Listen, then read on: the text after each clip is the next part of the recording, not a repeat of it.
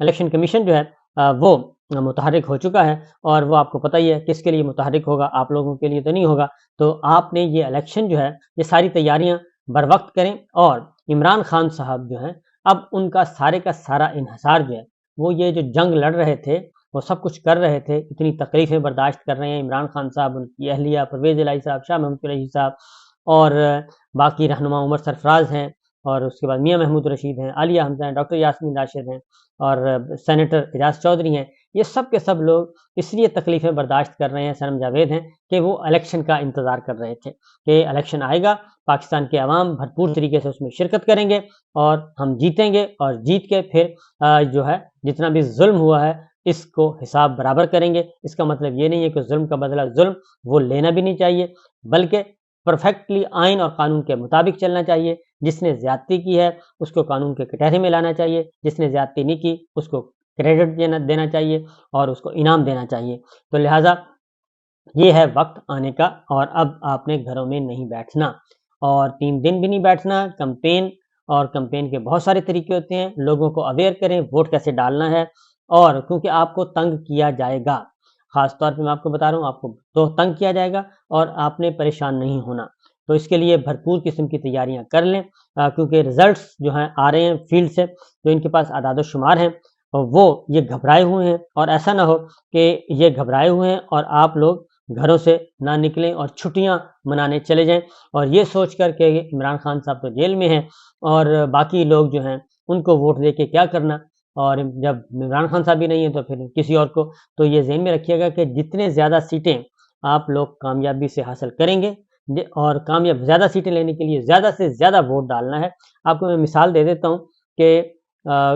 یہ مت سمجھیے گا کہ یہ سب کچھ ہو گیا ہے تو آپ کے یہ فاسسٹ جو اپروچ ہے، یہ آپ کے ووٹ کو تبدیل کر سکتی ہے، ووٹ کو تبدیل نہیں کر سکے گی۔ میں آپ کو بڑے چیلنج کر رہا ہوں کہ یہ نہیں ہو سکے گا۔ اس کی وجہ یہ ہے کہ دنیا جانتی ہے کہ اس وقت کون جیت رہا ہے۔ عمران خان صاحب، پاکستان تحریک انصاف، یہ جیت رہے ہیں، کیونکہ لیٹسٹ میں رپورٹ پڑھ رہا تھا، انہوں نے وہ یہ تھا کہ عمران خان صاحب کو جو سوچ کے انہوں نے سزائیں سنائی تھیں، توشہ خانہ، پہلے توشہ خانہ 1 میں سزا دی، پھر سائفر میں دی، پھر توشہ خانہ میں دی، اور ابھی تک مجموعی طور پہ ان کو توشہ خانہ میں بھی سزا ہو چکی ہے، اور 14 سال ایک میں ہوئی، 10 سال ایک میں ہوئی، 7 سال ایک میں ہوئی، تو 14 اور 10 24 اور 7 31 سال، اور توشہ خانہ کی اس کے علاوہ ہے۔ تو اتنی سزائیں ان کو ہو چکی ہیں، اور وہ صرف آپ سے توقع کر کے بیٹھے ہیں، اور وہی امید ہے کہ انشاءاللہ پاکستان کے عوام جو ہیں وہ اپنا فیصلہ سنائیں گے، اور بڑے بڑے یہ جتنے بھی غیر آئینی، غیر قانونی ہوا ہے، حساب ہوئے ہیں، ظلم ہوا ہے، اس کا حساب لے لیا جائے گا۔ اور اس کے بعد کچھ خبریں جو ہیں الیکشن سے متعلق، وہ ہے کہ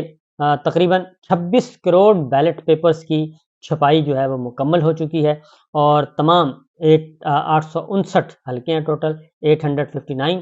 کے لیے 26 کروڑ بیلٹ پیپر کی چھپائی ہوئی ہے، اور یہ مکمل ہو چکی ہے، اور ملک بھر میں بیلٹ پیپرز کی ترسیل بھی آج مکمل ہو جائے گی، یعنی کہ بیلٹ پیپرز بھی آج پہنچ جائیں گے تمام حلقوں میں، اور